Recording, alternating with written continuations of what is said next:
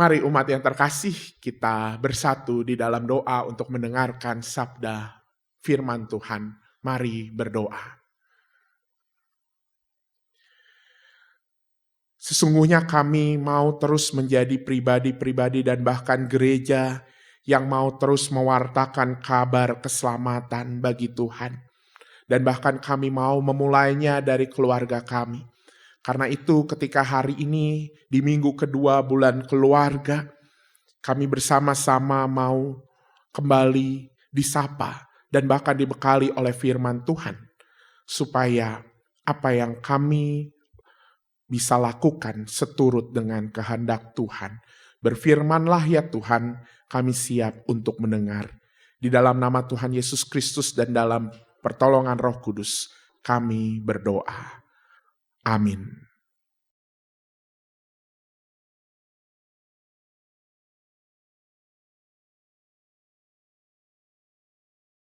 Bacaan pertama dari kitab Amos pasal 5 ayat 6 sampai 7, dilanjutkan ayat 10 sampai 15.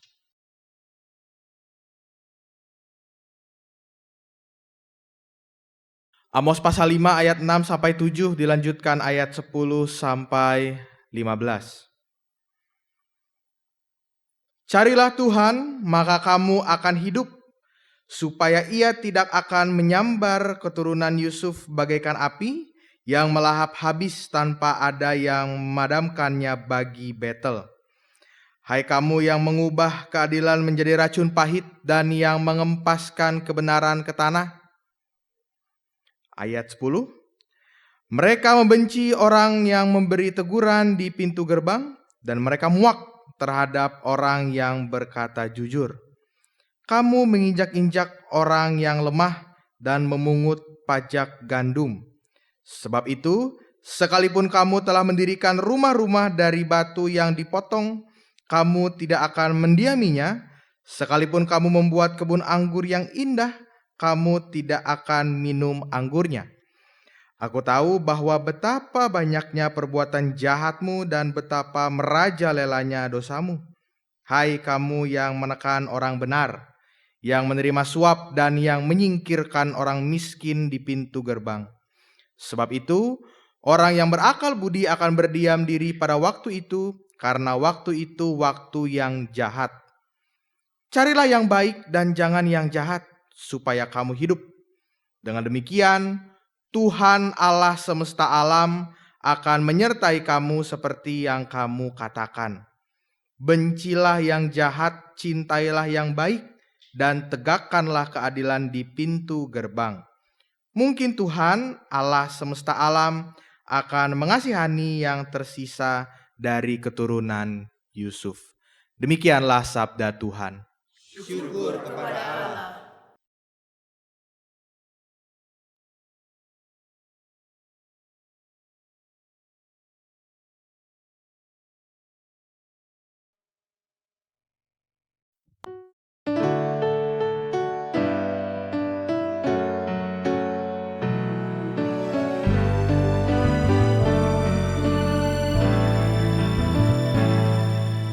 Tuhan, Kaulah tempat perteduhan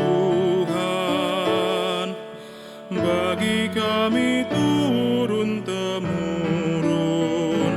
Sebelum gunung dilahirkan, bumi diperanakan, sampai selamanya Kaulah Allah.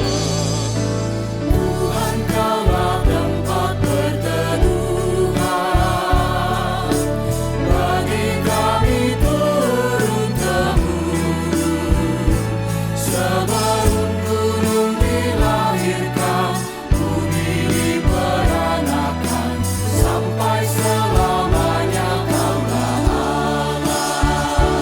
Kembalilah Tuhan, sayangi hamba-Mu, kenyangkanlah dengan kasih setia-Mu, supaya kami bersorak dan bersuka cita, seimbang dengan hari Kau tindas kami.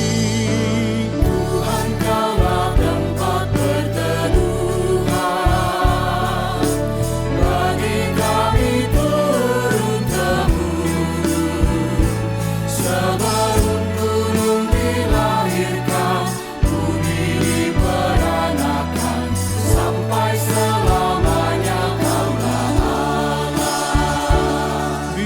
biarlah kelihatan perbuatanmu pada hamba-Mu serta anak-anak-Nya.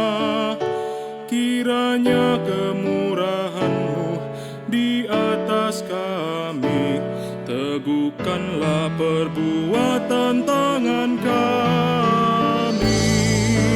Tuhan, Kaulah tempat perteduhan bagi kami turun temurun. Sebelum gunung dilahirkan, bumi diperanakan, sampai selamanya Kaulah Allah.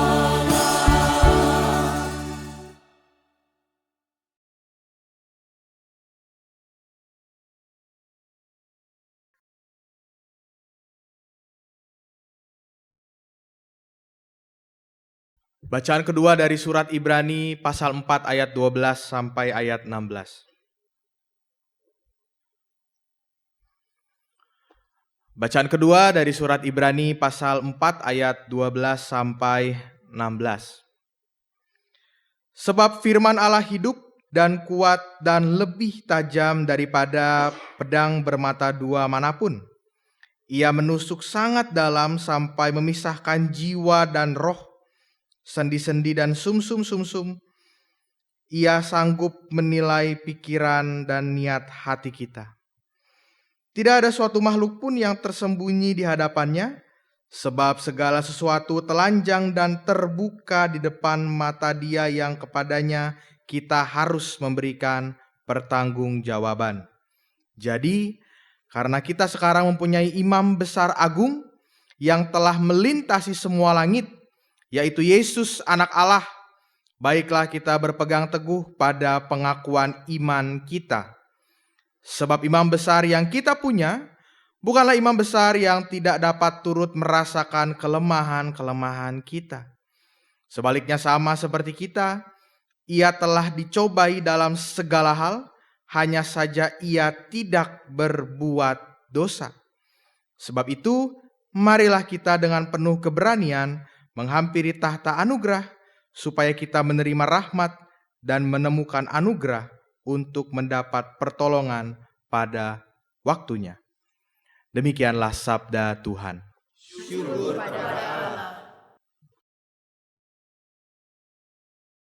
Injil Tuhan kita Yesus Kristus menurut Markus pasal yang ke-10 ayat 17 sampai 31.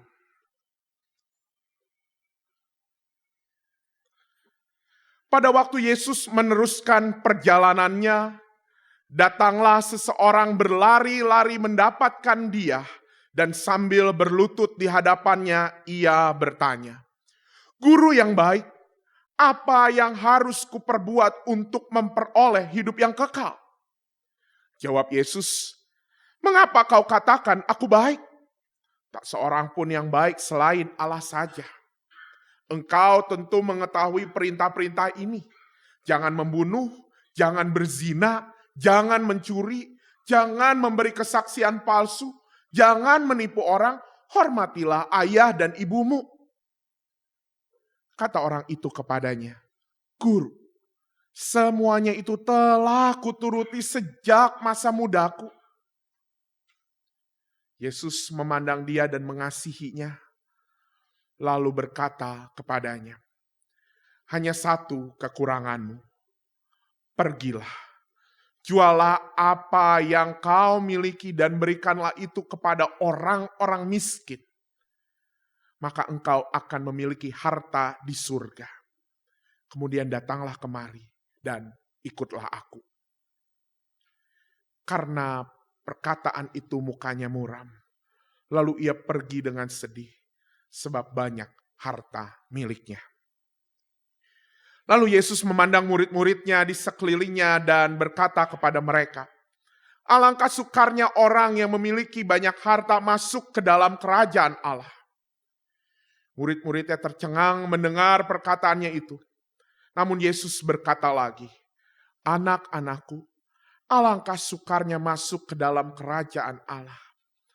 Lebih mudah seekor unta melewati lubang jarum daripada seorang kaya masuk ke dalam kerajaan Allah. Mereka makin tercengang dan berkata seorang kepada yang lain, "Jadi siapakah yang dapat diselamatkan?" Yesus memandang mereka dan berkata, "Bagi manusia, hal itu tidak mungkin. Tetapi tidak demikian bagi Allah. Sebab segala sesuatu mungkin bagi Allah." Berkatalah Petrus kepada Yesus, "Kami ini telah meninggalkan segala sesuatu dan mengikut Engkau." Jawab Yesus, "Sesungguhnya aku berkata kepadamu, setiap orang yang karena aku dan karena Injil meninggalkan rumah, atau saudara laki-laki atau saudara perempuan, dan ibu atau ayah, atau anak-anak, atau ladangnya, orang itu pada zaman ini juga akan menerima 100 kali lipat. Rumah, saudara laki-laki, saudara perempuan, ibu, anak, dan ladang, sekalipun disertai berbagai penganiayaan, dan pada zaman yang akan datang, ia akan menerima hidup yang kekal.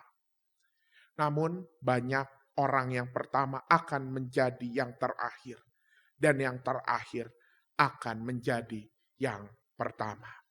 Demikianlah Injil Yesus Kristus. Berbahagia buat setiap kita yang mendengarkan firman Allah dan yang memeliharanya. Haleluya.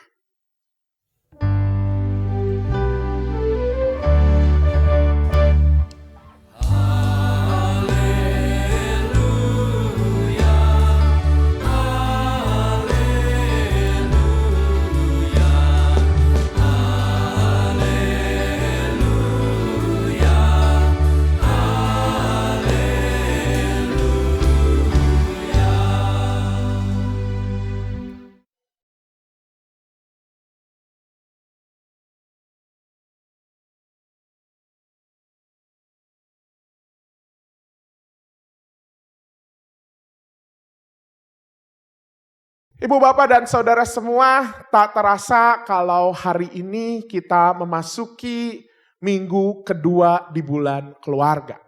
Memang seperti yang kita ketahui selama bulan Oktober, kita bersama-sama merayakan bulan keluarga.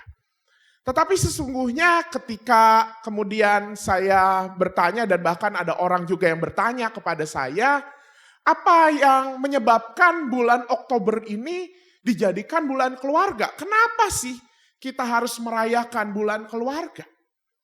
Saya pun akhirnya penasaran dan iseng-iseng gitu ya, untuk mencari tahu, untuk bikin riset kecil-kecilan dengan bacaan-bacaan yang ada, kenapa bulan Oktober ini dirayakan menjadi bulan keluarga. Dan bahkan ada juga pertanyaan yang kemudian berkembang bahwa apakah memang bulan keluarga itu harus terjadi di bulan Oktober. Ibu, bapak, dan saudara semua, ketika saya melakukan riset kecil ini, kemudian saya melihat yang saya dapatkan bukan sebuah penjelasan yang sistematis, tetapi yang saya temukan adalah seperti puzzle-puzzle. Puzzle-puzzle yang ada terkait kenapa ada bulan keluarga di bulan Oktober. Dan ketika saya coba susun puzzle-puzzle tersebut, saya menemukan fakta yang menarik. Ibu, bapak, dan saudara semua, ternyata tradisi merayakan bulan keluarga sebenarnya merupakan pengembangan dari tradisi pekan keluarga yang berasal dari negeri Tiongkok di awal abad 20. Jadi sebagai pengetahuan umum, pada saat itu kan Tiongkok masih di pemerintahan Sun Yat-sen dengan partai Kuomintang, dan itu adalah partai Kristen gitu ya. Dan pada saat itu memang kondisi-kondisi keluarga Kristen sedang mendapatkan tantangan dan persoalan. Sehingga kemudian muncul sebuah gerakan yang kemudian dikenal dengan nama Christian Home, yang bertujuan membina dan meneguhkan keluarga untuk menghidupi, untuk kembali mengkalibrasi tujuan keluarga menjadi keluarga Kristen. Dan ternyata gerakan ini kemudian semakin populer pasca Perang Dunia Kedua. Gerakan ini kemudian mulai tersebar ke daerah India, kemudian bahkan ke seluruh dunia, bahkan termasuk ke Indonesia. Mengenai waktunya sendiri, kapan gerakan Christian Home ini dirayakan, pekan keluarga ini dirayakan. Ternyata memang pekan keluarga ini kemudian dirayakan biasanya di minggu terakhir bulan Oktober. Kenapa di minggu terakhir bulan Oktober? Bukan karena Halloween ya, tanggal 31 Oktober gitu ya. Tetapi Bapak Ibu, sesungguhnya gereja kita, khususnya gereja Protestan, memiliki makna sendiri terhadap tanggal 31 Oktober. Itu adalah hari reformasi gereja. Dan ini menjadi satu hal yang esensial ketika pekan keluarga berpuncak pada hari reformasi gereja. Ini semata-mata ingin menunjukkan hal esensial dari keluarga. Bahwa sesungguhnya gereja-gereja dibentuk dari keluarga-keluarga. Dan realitas ini sudah kita kenal sejak zaman perjanjian lama ya. Perjanjian lama bagaimana momen perjamuan dirayakan di tengah-tengah keluarga. Perjanjian baru juga bagaimana jemaat-jemaat perdana lahir dari keluarga-keluarga. Dengan kata lain, perayaan pekan keluarga yang diakhiri di hari reformasi 31 Oktober ingin meneguhkan tujuan dari keluarga itu sendiri. Ya, sesungguhnya secara historis dan bahkan ini yang menjadi panggilan, keluarga-keluarga adalah pembangun utama gereja. Inilah bentuk gereja yang sesungguhnya. Kita mereformasi, membentuk ulang gereja dari mana? Dari keluarga-keluarga Kristen. Dan kemudian ketika pekan keluarga berkembang menjadi bulan keluarga, ya itu sebabnya bulan keluarga memang biasa dirayakan di bulan Oktober. Karena ingin menyampaikan pesan bahwa akhir tujuan dari keluarga adalah membentuk gereja. Tentu ibu bapak dan saudara semua, rekan-rekan, temuan singkat ini mengajak kita semua untuk merenung. Apakah memang di momen bulan keluarga ini, dan bahkan memang setiap keluarga Kristen, apapun kondisi keluarga kita, masih menyadari realitas tersebut, masih menyadari tujuan tersebut. Ibarat tubuh, apakah kita menyadari bahwa memang keluarga adalah sel-sel dari gereja sebagai tubuh Kristus, sel-selnya tubuh Kristus. Dan dengan demikian, apakah pusat kehidupan keluarga itu sendiri memang Kristus itu sendiri? Apakah kita sebagai keluarga-keluarga Kristen masih menyadari bahwa tujuan kita, arah hidup kita semestinya menjadi gereja? Bukan berarti habis selesai kebaktian ini kita langsung bikin gereja ya. Gereja tandingan, bukan. Bukan juga langsung mengebangun gereja, bukan. Tapi kalau kita mengingat bahasa gereja sendiri, eklesia. Dipanggil keluar untuk menyatakan Injil Kristus. Apakah kita telah menyadari bahwa itu tujuan keluarga? Kita ada untuk dipanggil keluar menyebarkan Injil Kristus. Jika tujuan dan arah ini masih kita pegang, tentu saja kita dapat dengan mudah mengamini tema hari ini. Keluarga yang menolak egosentrisme. Ya memang keluarga harusnya hanya memusatkan hidupnya pada Tuhan. Bukan keluarga yang egosentrisme yang hanya memusatkan kehidupannya untuk kepentingan kebahagiaan keluarga itu sendiri. Dan bahkan anggota keluarga hanya memusatkan hidup untuk dirinya sendiri. Seharusnya gereja sudah menjadi keluarga ya, bukan gereja. Seharusnya keluarga menjadi keluarga yang Kristus sentris dan bahkan eklesia sentris. Terpusat mengarah menjadi gereja.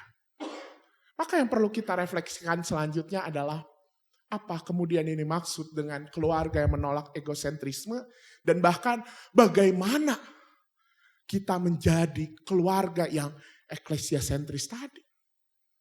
Tentu dari pernyataan ini kita sudah bisa menjawab, ya pastilah keluarga yang menolak egosentrisme itu keluarga yang peduli, saling berbagi.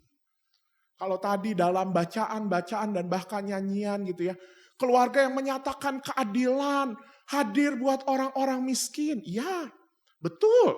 Ya keluarga yang Kristus sentris pasti adalah keluarga yang memegang perintah Tuhan. Betul, saya pun mengamininya. Namun tampaknya ketika melihat bacaan Injil hari ini, ternyata keluarga yang menolak egosentrisme lebih dari sekadar itu. Meskipun tampaknya kita sudah berbagi, meskipun tampaknya kita sudah melakukan hal yang benar, taat pada perintah Tuhan, tetapi ternyata ada hal yang masih harus kita waspadai. Dan inilah yang kita temukan dalam Injil hari ini. Diceritakan ada seorang kaya yang bertanya kepada Yesus, Tuhan Yesus, bagaimana caranya mendapatkan hidup yang kekal? Dan penulis Markus pun menyatakan di ayat 19-20, sesungguhnya orang kaya ini sudah melakukan segala perintah yang ada di dalam hukum Taurat tadi ya. Mulai dari jangan mencuri, jangan berzina, dan segala macam. Namun ternyata bagi Yesus tidak cukup hanya sekadar melakukan apa yang Tuhan perintahkan. Di ayat 21, Yesus kemudian menyatakan, kita baca bersama, Yesus memandang dia dan mengasihinya lalu berkata kepadanya, hanya satu kekuranganmu, pergilah, jualah apa yang kau miliki dan berikanlah itu kepada orang-orang miskin, maka engkau akan memiliki harta di surga. Dan kemudian datanglah kemari dan ikutlah aku. Dan ibu bapak dan rekan-rekan semua, justru karena jawaban inilah orang tersebut malah muram dan pergi dengan sedih. Apa karena ia enggan berbagi? Tampaknya lebih dari sekadar itu. Lalu apa yang menyebabkan orang ini sedih? Apakah pertanyaan enggak dijawab? Enggak juga kok. Tuhan Yesus memberikan jawaban dari pertanyaan yang ia tanyakan. Yesus memang menjawab. Tetapi jawaban Yesus tampaknya mengagetkan dan di luar ekspektasi dari orang kaya tersebut. Dan bahkan kalau kita merenungkannya lebih dalam, tampaknya memang pertanyaan soal bagaimana ia mendapat hidup kekal, itu sebenarnya menjadi sebuah pertanyaan yang seolah hanya di permukaan. Tetapi sesungguhnya di balik pertanyaan itu ada kemauan, ada keinginan untuk dia bertanya kepada Yesus, gimana supaya ia dapat hidup kekal, dalam artian gimana supaya dia bisa menikmati kekayaannya dengan jangka waktu yang lebih panjang. Bagaimana ia bisa menikmati apa yang ia miliki dengan tanpa batas.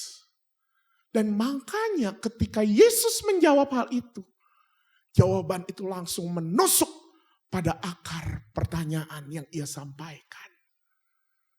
Dan bahkan sejujurnya karena ia ingin mendapatkan hal ini, tampak di ayat yang tadi kita baca, ketika datang kepada Yesus pun sesungguhnya ia betul-betul sampai sungguh-sungguh. Gesturnya dikatakan oleh penulis Markus sampai berlutut. Artinya sesungguhnya dia memang rela kok untuk hidup benar, rela untuk melakukan apa saja, rela untuk taat, dia mau melakukan segala sesuatu sesuai dengan kehendak Yesus, tapi ada batasnya. Terbatas pada hal apa? Ketika hal itu malah merugikan dirinya sendiri, ketika hal itu malah mengecewakan dirinya sehingga dia tidak bisa menyenangkan dirinya, dia menolak.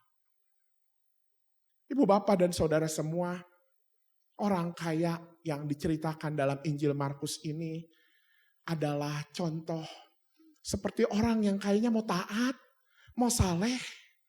Tetapi sesungguhnya ketaatan dan kesalehannya ada udang di balik batu.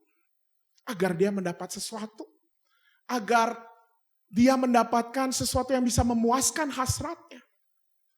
Dan tentu tindakan ini menjadi tindakan yang begitu syarat dengan egosentrisme. Dari hal ini kita bisa merefleksi bahwa egosentrisme bukan sekadar enggan berbagi.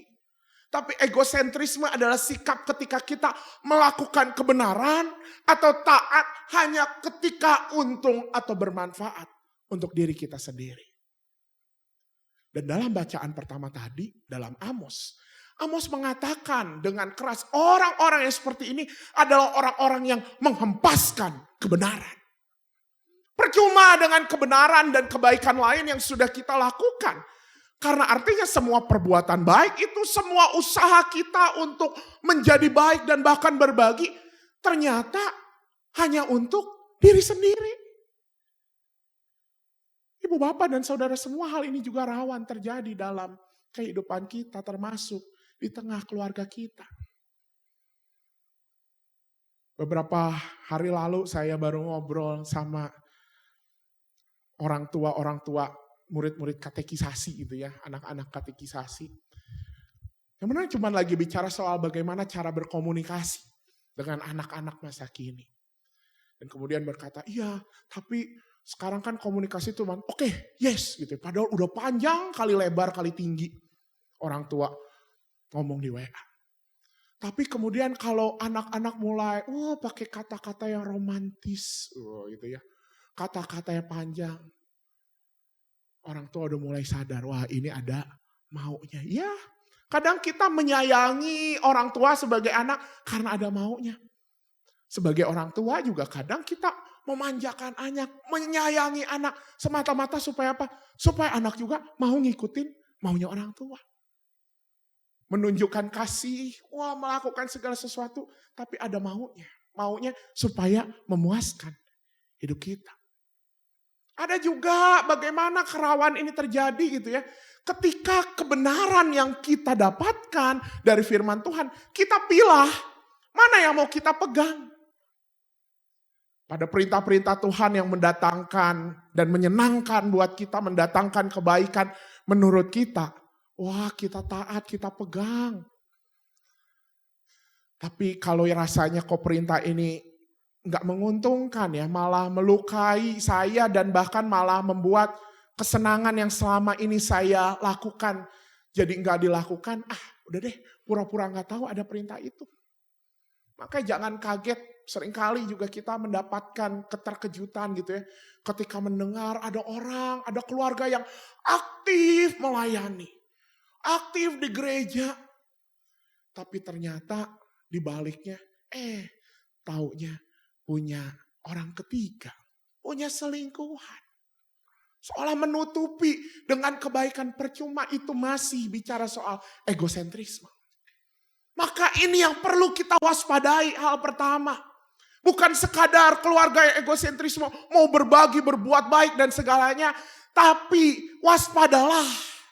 Bahwa egosentrisme adalah sikap ketika kita melakukan kebenaran atau taat hanya ketika ada untungnya, ada manfaatnya untuk diri kita. Dan kapan itu terjadi? Saat kita tahu bahwa itu benar, itu baik untuk dilakukan, dan kita punya peluang melakukannya, kita juga mampu untuk melakukannya. Tetapi kita memilih untuk tidak melakukannya dan bahkan malah menghempaskannya, malah mengabaikannya. Itu hal pertama yang perlu kita waspadai tentang egosentrisme. Lalu yang kedua, mari kita juga melihat respons para murid Yesus.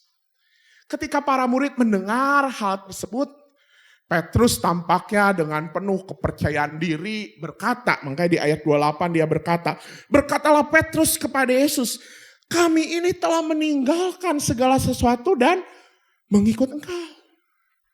Petrus seolah merasa dirinya lebih baik karena ia dan murid-murid yang lain sudah melakukan apa yang Yesus perintahkan.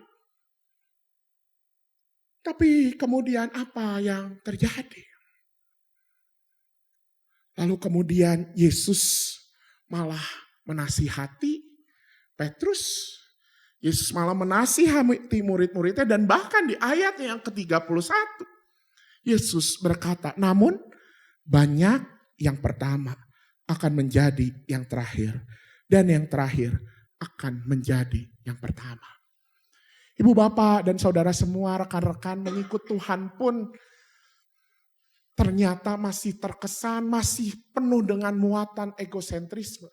Saat status, realitas kita saat mengikut Tuhan ternyata malah membuat kita merendahkan orang lain dan bahkan merasa diri lebih baik dan lebih benar dari orang lain. Ini kan tampaknya kisah ini seperti seperti Petrus ini lagi merasa bangga sambil nyinyirin orang kaya itu. Merasa bangga bahwa apa yang dilakukannya dibandingkan dengan orang kaya tersebut udah lebih baik. Kami udah nih, berarti dapat hidup yang kekal dong. Tapi Yesus berkata, orang yang pertama menjadi yang terakhir. Orang yang terakhir akan menjadi yang pertama.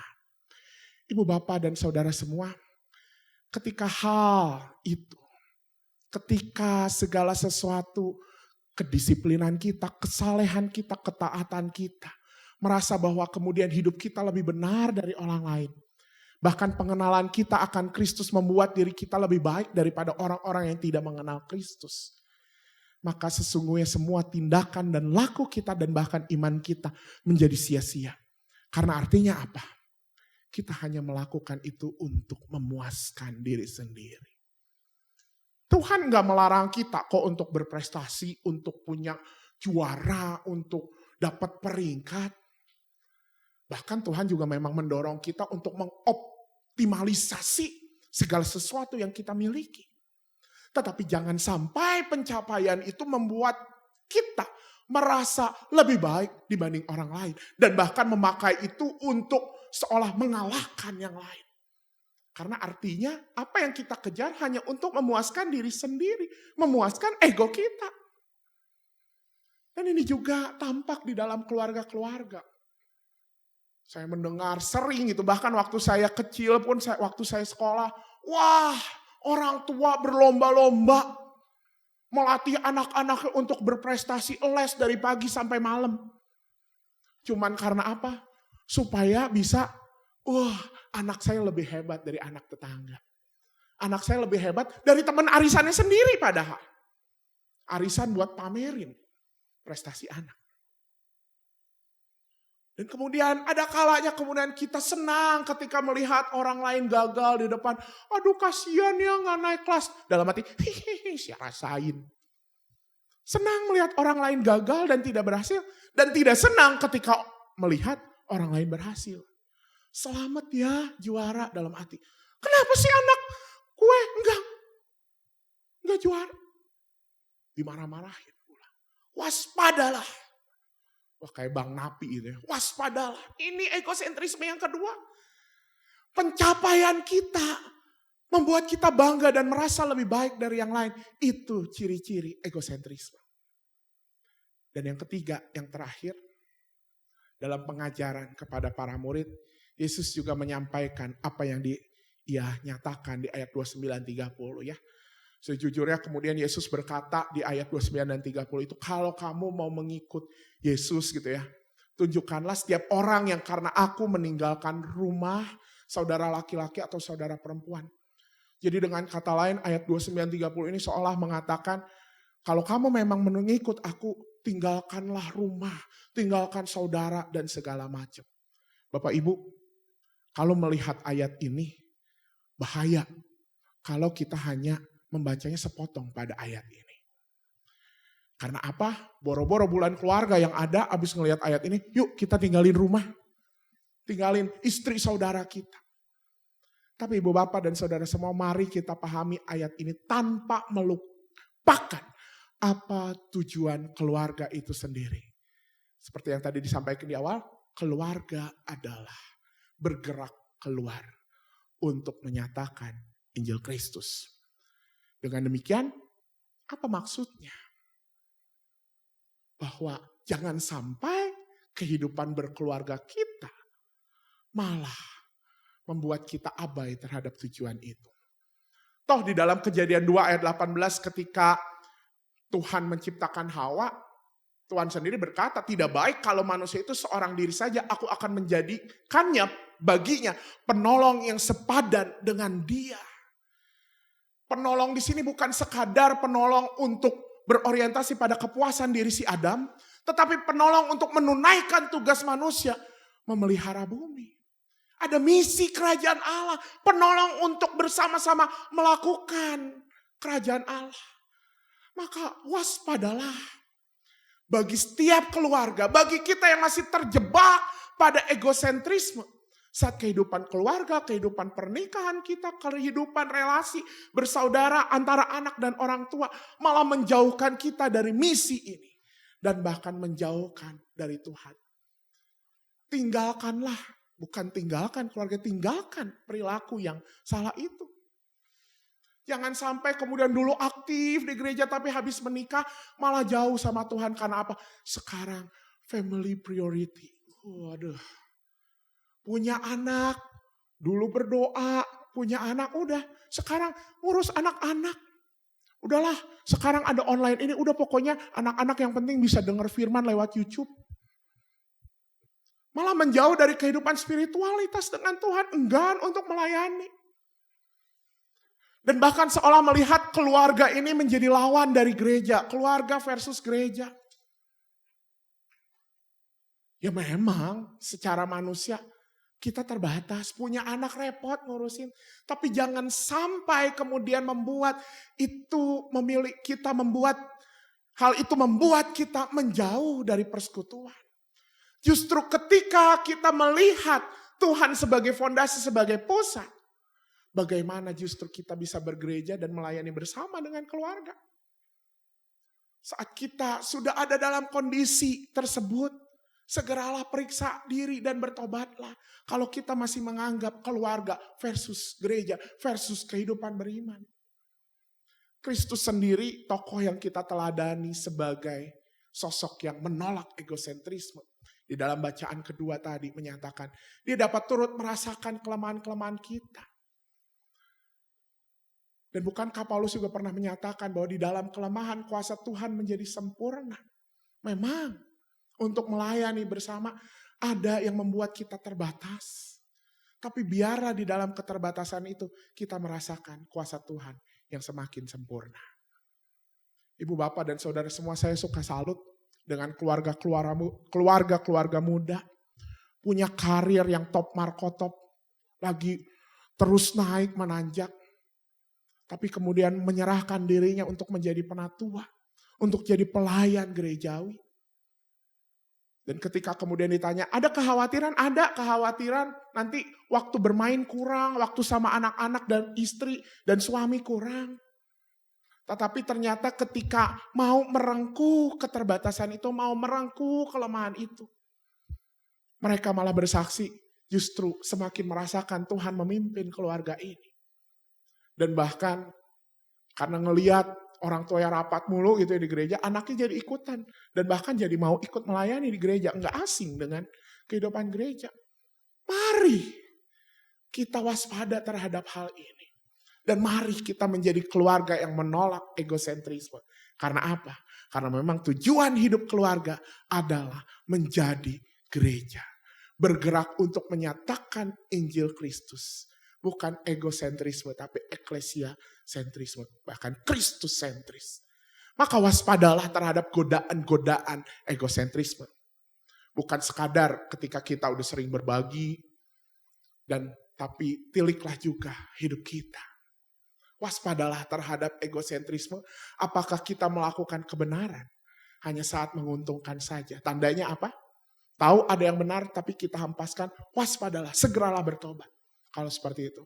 Yang kedua, waspadalah terhadap egosentrisme saat justru pencapaian yang ada di tengah keluarga membuat kita bangga dan merasa diri lebih baik dibanding yang lain.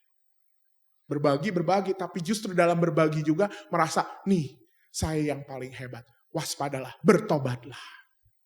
Dan yang ketiga, waspadalah ketika kehidupan keluarga kita justru menjauhkan itu dari Tuhan. Kehidupan itu menunjukkan bahwa kita juga masih terjebak pada egosentrisme. Selamat melanjutkan kehidupan keluarga kita. Kiranya Tuhan terus menyertai kita semua. Amin.